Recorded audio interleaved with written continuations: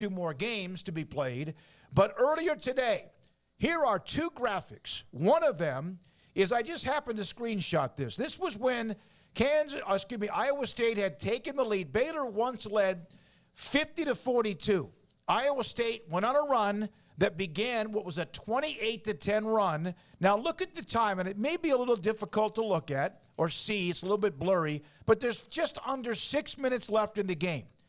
The rebounding stats for Iowa State against Baylor with just under 6 minutes left in the game, 36-17. Now, this was with 7 seconds left in the game, and Iowa State on their way to just winning the game. That number is 49-17. So you mean to tell me in the last 6 minutes, and I don't know when they got to 17, that you didn't even have a missed free throw fall in your lap? And I know that they have a week off. I know that they're not going to have to play Iowa State, or they hope to God they don't. And they may not have to play anybody in the Big 12, at least for a round or 2. But this today was unbelievably bad as far as in the second half, and the way that an 8-point lead just absolutely melted. Well, they are 0-3. Like, to put a positive spin on it, they're 0-3 against Iowa State. They were leading a game in which their 3 guards weren't scoring in the second half, but that was a harbinger of bad things to come. They're not going to play any more Big 12 games, so that's all good. But they are, if they don't get the right matchups, then they're in trouble, because they don't really play a lick of defense, this team. They don't rebound, like you said, very well. And they get on a collective cold streak among the 3 guys who you can't have you're supposed to, look, if all 3 of us were cold doing the show at the same time, that's a really bad show. If one of us is having an off day and the other 2 are doing well, then that's a fine show. If 2 of us are bad and one of us is great, then we can make it through. Well, we can't do it if it's 0 for 3, and that's what was going on for most of the second half today with Baylor's 3 star guards. They can't have that in the tournament, but they're not going to see teams that know them like the Big 12 does. So that's the good news, and they have a week off, and they very much need it. But it does depend on their draw, like what happens in the rest of that part of the bracket before, especially that first weekend. Do you play a team that maybe is Iowa State's clone from another league, and then you're probably screwed again? Yeah. Craig, that's listen, it's not like they didn't go out and try. I had someone Lindsay, who contacted me and said, hey, they're playing hard, or they've played hard. Never said they didn't play hard, never said they weren't trying, but that's an effort. When you are out-rebounded 49-17, let's say 8 or 10 of those are just lucky bounces off the rim. Go make your own lucky bounces. And today, they were out-muscled, they were outplayed, they were out-hustled, and obviously executed as well.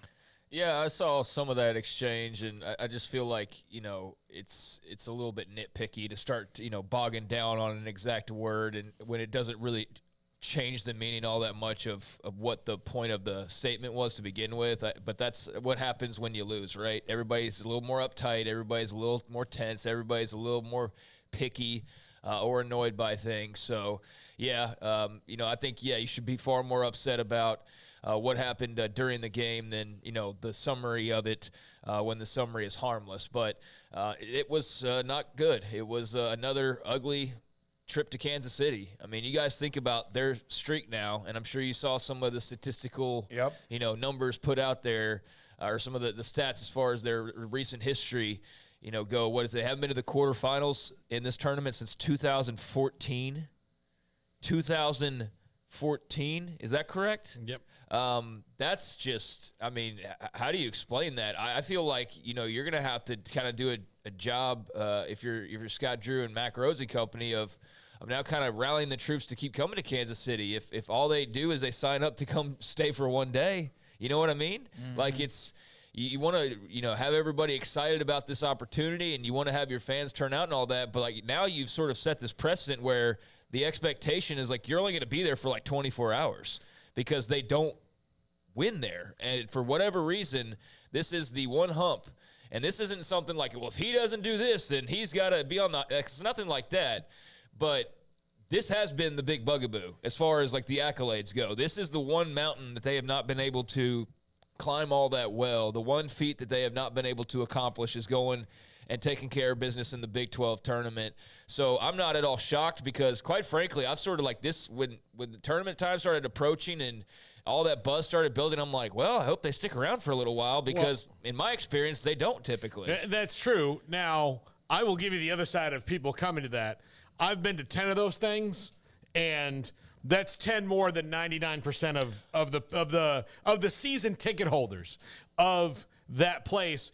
And look, if Baylor lost today, they're losing 200 people in the stands that'll go back to Texas. If Iowa State lost, well, they're not. I mean, some of them will just stay and get drunk the whole rest of the time, but they're losing a big chunk of fans. So for the city of Kansas City, it's better for Iowa State to win. And there is that argument about the fact Kansas State, Iowa State. I know. Yeah. And I'm not trying to make it about attendance. I'm just simply saying, if you are a Baylor fan who would gear up and go to this thing normally, like at what point are you like, wow, this is 6 years in a row I've gone up to this place. They haven't won a game yet. Like, what am I doing? Like, why do I keep coming to this thing? Because they don't ever, move on. And so I think that's something that you've got to be a little bit concerned about, at least, even if, your representation's not that great to begin with. But yeah, very frustrating day.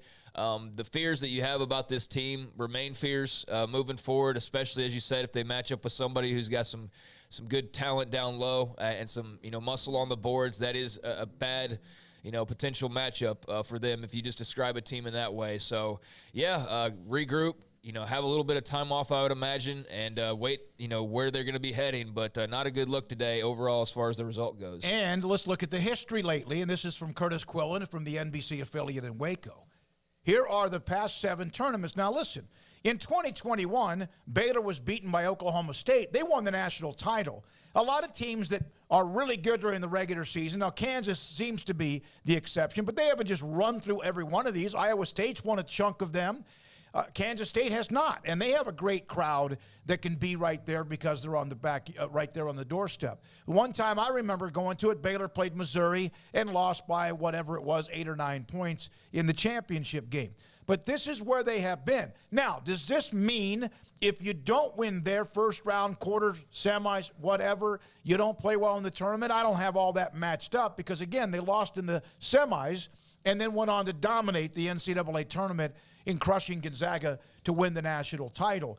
There's a lot of this chatter about the tournament should be moved. I get that as well. I actually at least understand that argument. Brett Yormark, no matter about what he's talking about, expanding everything basketball, saying again in his press conference that he doesn't see any right now reason for them to not continue on. They have the tournament in Kansas City through like 26-27 season. But the rebounding is about, it's not like Iowa State has 3 7-footers. It's not like they have 4 Dominique Wilkins.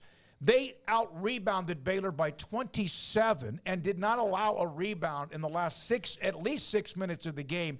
There is something to question there about being physical enough, having that killer mentality, having the ability to block out the fundamentals, the effort, and the hustle, and just playing hard.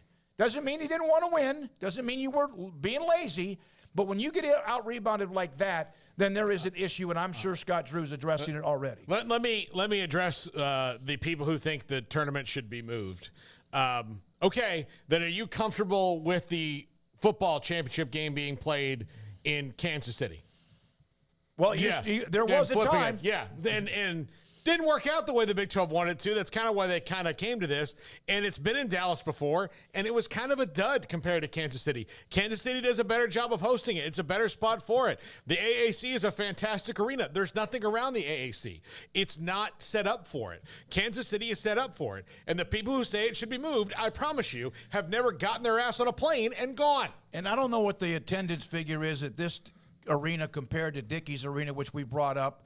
I don't think it's the same. I would think Dickey's Arena, we mentioned that, and around that area is fantastic. But again, that's when you are looking for defaults and excuses. I was going to say, are we talking about this if they won today? Are we talking about the site of the tournament? Absolutely not. No, I mean, like maybe, that's a conversation you ultimately get to, like a bullet point you get to ultimately, but that's not like the main thing that you're thinking about is, well, if they'd move that damn tournament out of Kansas City, Baylor would last a couple days longer. I mean, I think that's kind of grasping at straws.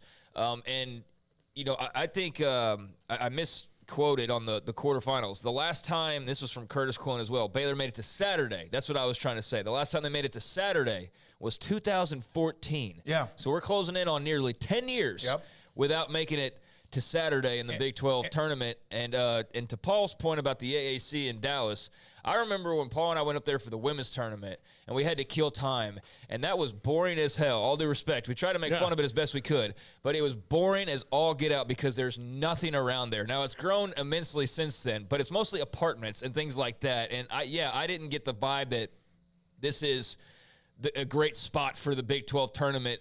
Even in my short trip to Kansas City a couple years back, I could see the appeal of that. I could see, like, the walk to the arena and the bars and restaurants and all of that, and that all made sense and was set up nicely. So, I mean, I get it from if you're in Texas standpoint, that you have to fly up there, you have the long drive up there, and that's always going to continue to be a conversation. But, yeah, I don't think Dallas and the AAC is necessarily the answer either. All right, so there's that.